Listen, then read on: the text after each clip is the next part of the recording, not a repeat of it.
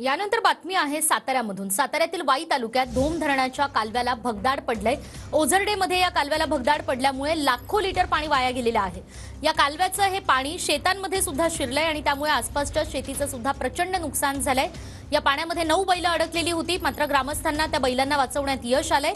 मध्यरात्री 3 वाजण्याच्या सुमारास हे भगदाड पडल्याची घटना घडली आहे। आमच्या प्रतिनिधींनी या ठिकाणची सध्याची परिस्थिती जाणून घेतली आहे, आपण पाहूया।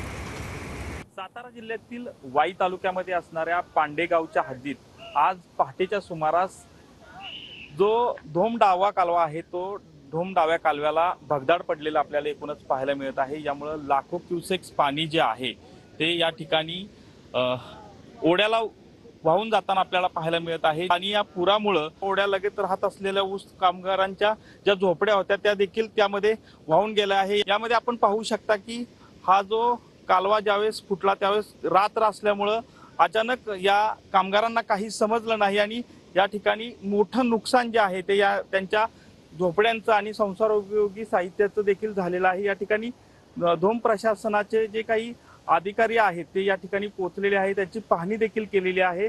सध्या या ठिकाणचं पाणी बंद केलं आहे, मात्र काही अजून पाणी या ठिकाणी सुरू आहे, त्यामुळं अजूनही आपण पाहू शकता की हे नुकसान झालेलं पाहायला मिळतंय। कॅमेरामन तुषार जाधवसह संतोष नरवडे, TV9 मराठी, सातारा।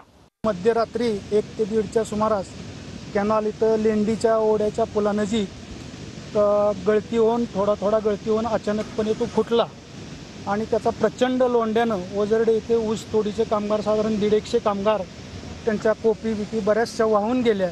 आणि अशा परिस्थितीत आज पाण्याची कमतरता असताना सुद्धा एवढं मोठं घटना घडणं उचित नव्हतं, घडायला नको होती ही घटना।